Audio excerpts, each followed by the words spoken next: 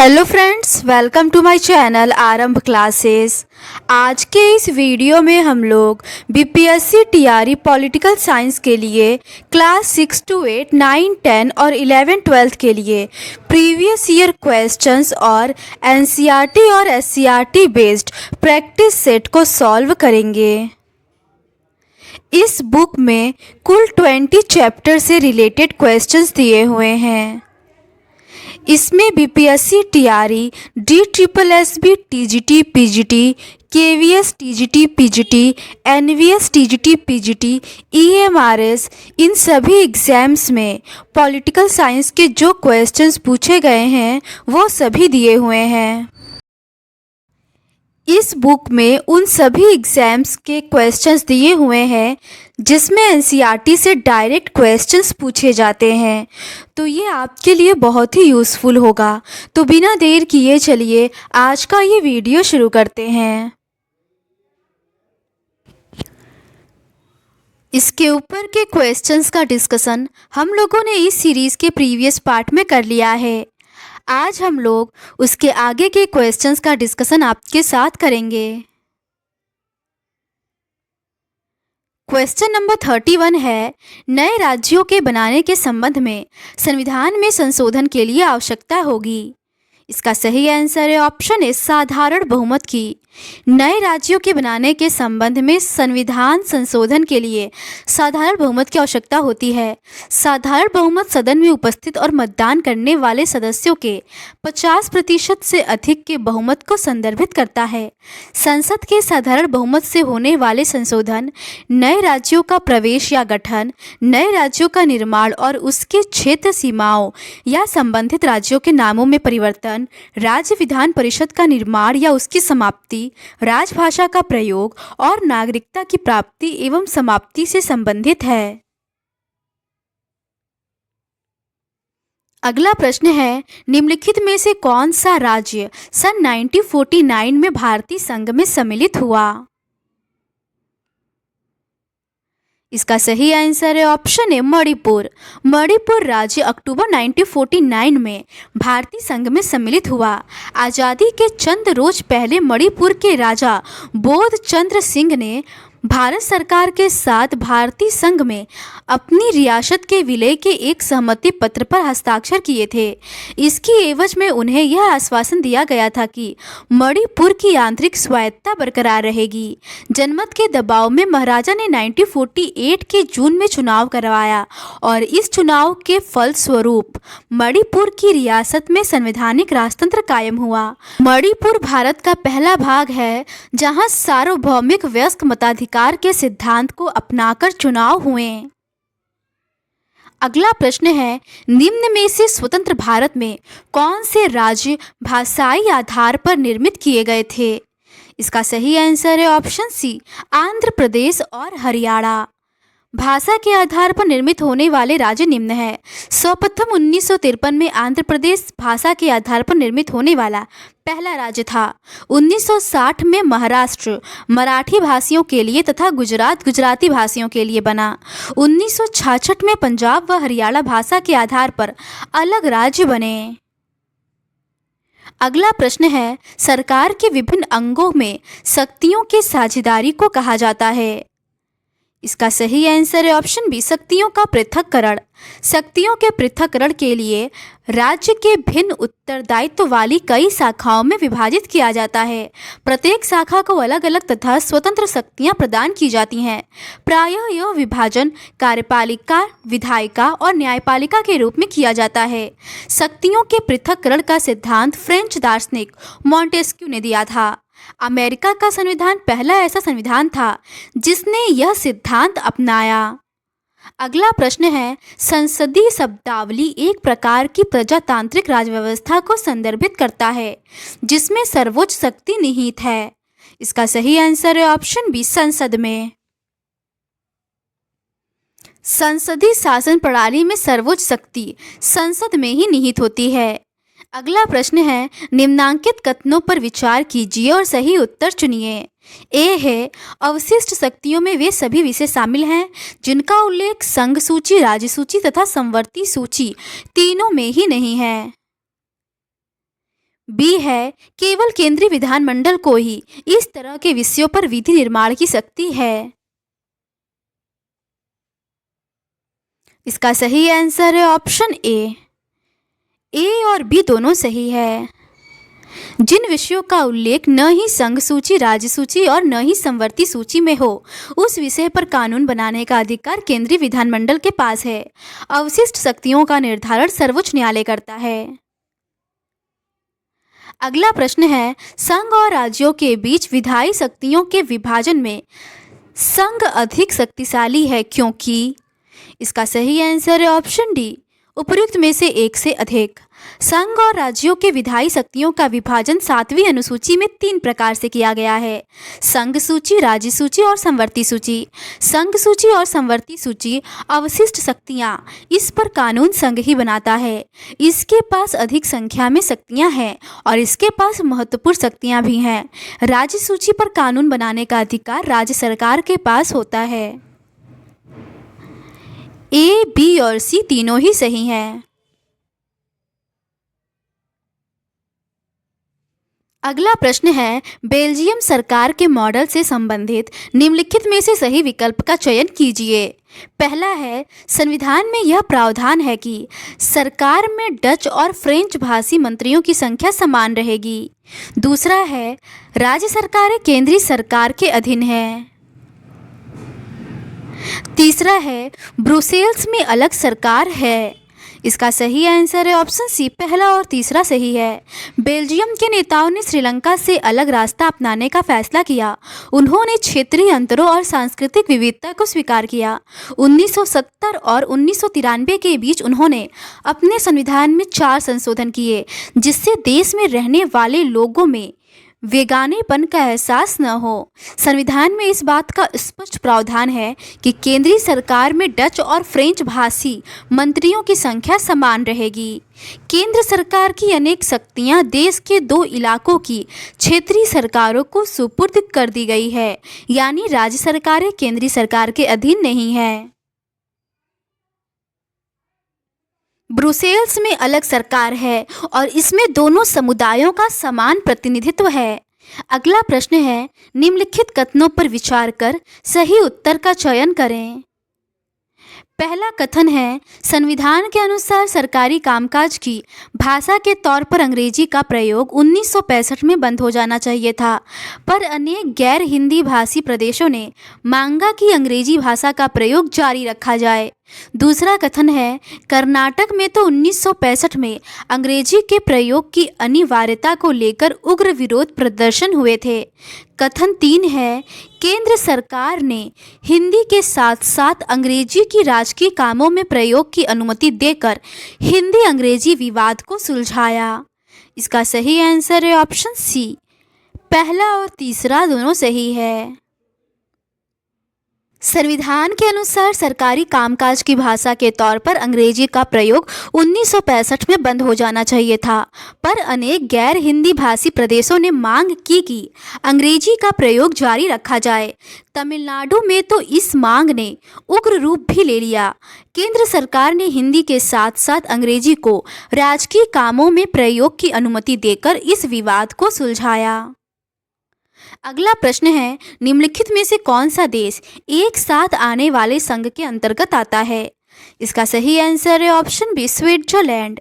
एक साथ आकर संघ एक प्रकार का संघ है जिसमें सभी स्वतंत्र राज्य एक बड़ी संघ इकाई बनाने के लिए संयुक्त रूप से शामिल होते हैं।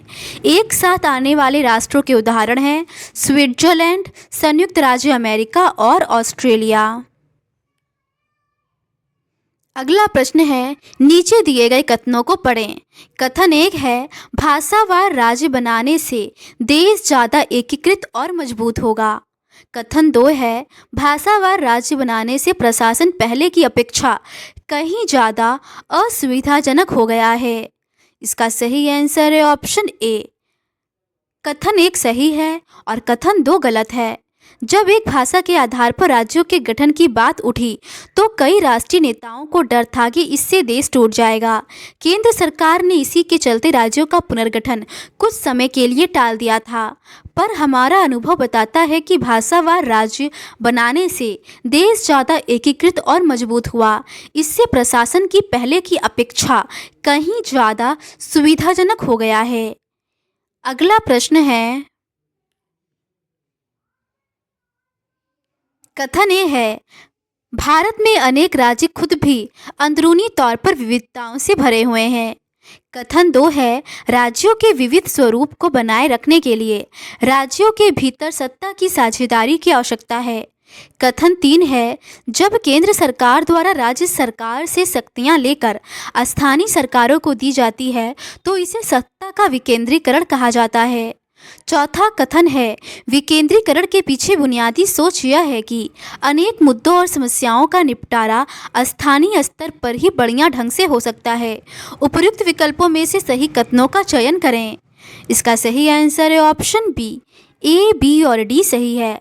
सत्ता का बंटवारा लोकतांत्रिक व्यवस्थाओं के लिए ठीक है। इसके पक्ष में एक और बात कही जा सकती है और वह बात कहीं ज़्यादा गहरी है। सत्ता की साझेदारी दरअसल लोकतंत्र की आत्मा है। भारत के अनेक राज्य खुद भी अंदरूनी तौर पर विविधताओं से भरे हैं। राज्यों के विविध स्वरूप को बनाए रखने के लिए राज्यों के भीतर सत्ता की साझेदारी की आवश्यकता है। विकेंद्रीकरण के पीछे बुनियादी सोच यह है कि अनेक मुद्दों और समस्याओं का निपटारा स्थानीय स्तर पर ही बढ़िया ढंग से हो सकता है।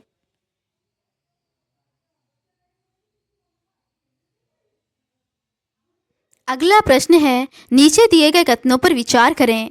पहला है, संविधान के अनुसार सरकारी कामकाज की भाषा के तौर पर अंग्रेजी का प्रयोग 1965 में बंद हो जाना चाहिए था।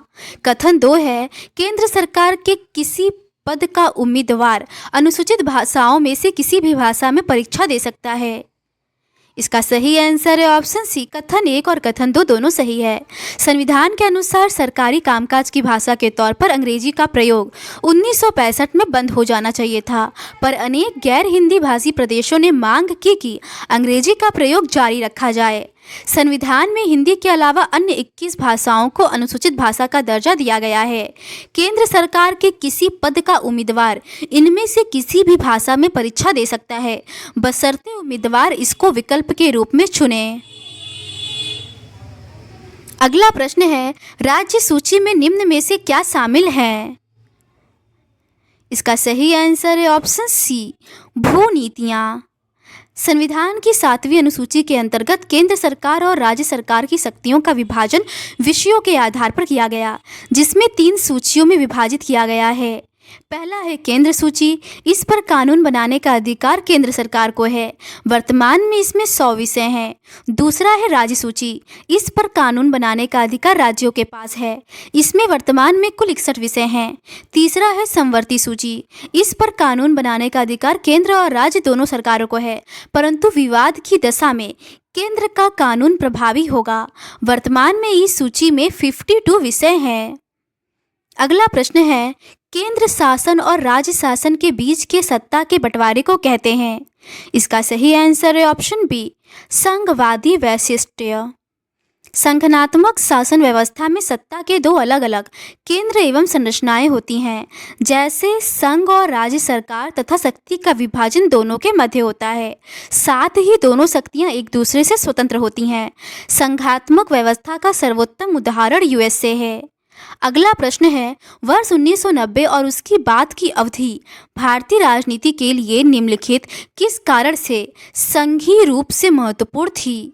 इसका सही आंसर है ऑप्शन डी, आर्थिक सुधार। भारतीय संघीय व्यवस्था पूर्ण या प्रतिस्पर्धी संघवाद का उदाहरण नहीं है, बल्कि यह सहयोगी संघवाद का उदाहरण है।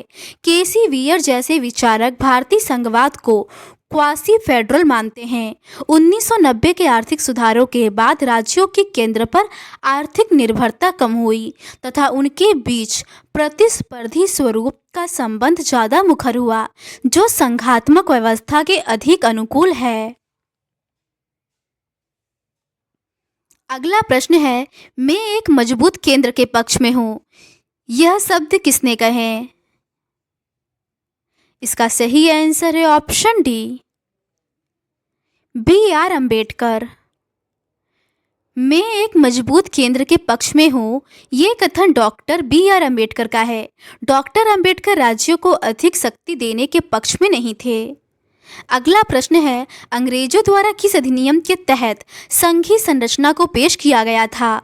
इसका सही आंसर है ऑप्शन डी, अधिनियम 1935। भारत सरकार अधिनियम 1935 ब्रिटिश संसद के पारित विधेयक के बाद निर्मित हुआ, जिसकी रिपोर्ट लॉर्ड लिनलिथगो की अध्यक्षता में गठित संयुक्त समिति ने तैयार की थी। इसमें कुल 321 अनुच्छेद, 10 अनुसूचियां एवं 14 भाग थे। 11 ब्रिटिश प्रांतों, 6 चीफ कमिश्नरी क्षेत्रों तथा देसी रियासतों को मिलाकर संघ का निर्माण होना था, परंतु देसी रियासतों ने सम्मिलित होने से इनकार कर दिया। परिणाम स्वरूप संघ अस्तित्व में नहीं आ सका। अगला प्रश्न है, आमतौर पर शक्ति विभाजन के पक्ष और विपक्ष में विभिन्न तर्क दिए जाते हैं। उनका चयन कीजिए जो शक्ति विभाजन के पक्ष में थे। इसका सही आंसर है ऑप्शन बी, ए, बी, डी और एफ।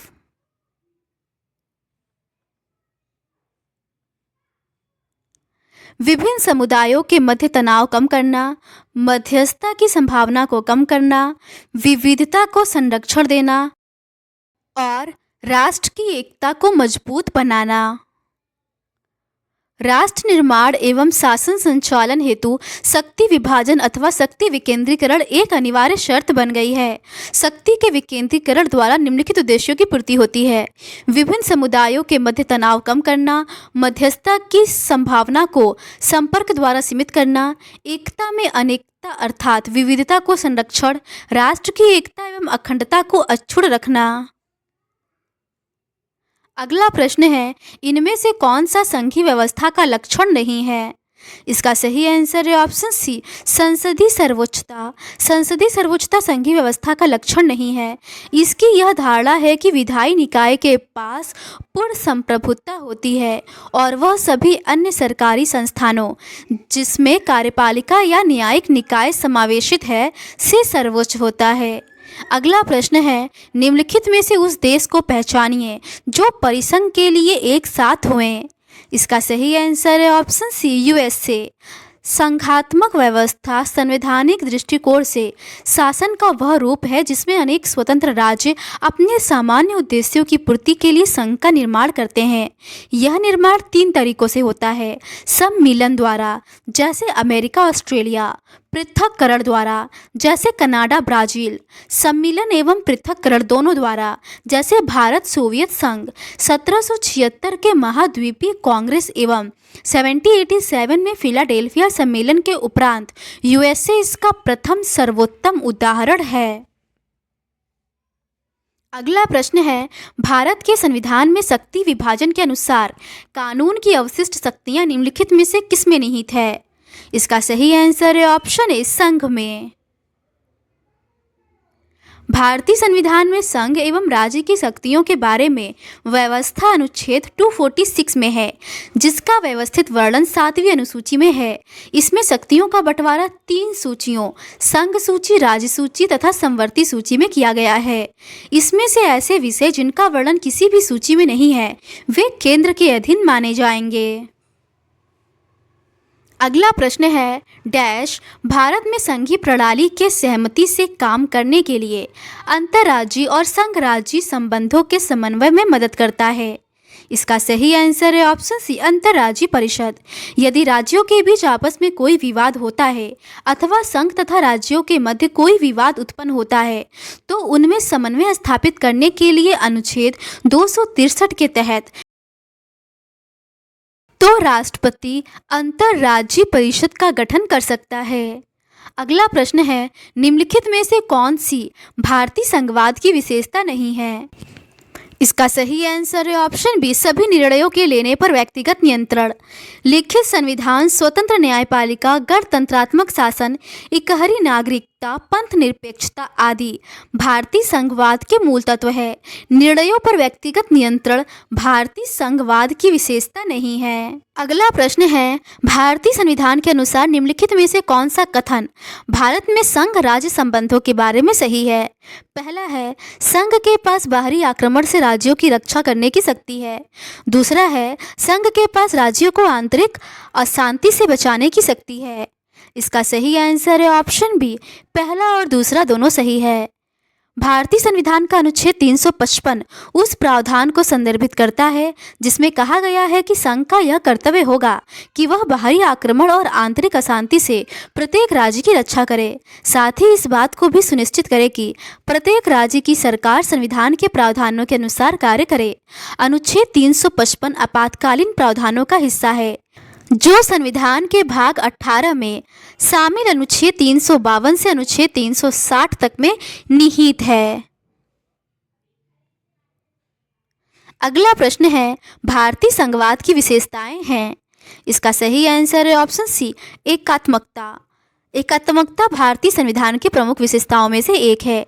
भारतीय संघवाद की अन्य प्रमुख एकात्मक विशेषताएं हैं एकल नागरिकता, एकीकृत न्यायपालिका, राज्यपाल की भूमिका, आपातकालीन प्रावधान। अगला प्रश्न है, संघीय व्यवस्था के सिद्धांत साथ रहना के अंतर्गत निम्नलिखित देशों में से कौन सा आता है? इसका सही आंसर है ऑप्शन ए, बेल्जियम। बेल्जियम की संघीय व्यवस्था साथ रहना के सिद्धांत के अंतर्गत आती है। अगला प्रश्न है, संघीय सरकार के लिए निम्नलिखित में से सही विकल्प का चयन करें। पहला है, केंद्रीय सरकार राज्य सरकार को आदेश दे सकती है। दूसरा है, केंद्रीय सरकार राज्य सरकार को आदेश नहीं दे सकती है। तीसरा है, राज्य सरकार के पास अपनी शक्तियां होती हैं और वह केंद्रीय सरकार को जवाबदेह नहीं होती है। इसका सही आंसर है ऑप्शन सी, केवल दूसरा और तीसरा। संघीय सरकार के संदर्भ में निम्न कथन सही है। केंद्रीय सरकार राज्य सरकार को कुछ खास करने का आदेश नहीं दे सकती। राज्य सरकारों के पास अपनी शक्तियां होती हैं और इसके लिए वह केंद्रीय सरकार को जवाबदेह नहीं होती हैं। ये तीनों ही सरकारें अपने अपने स्तर पर लोगों को जवाबदेह होती हैं। अगला प्रश्न है, संघ का तत्व कौन सा नहीं है?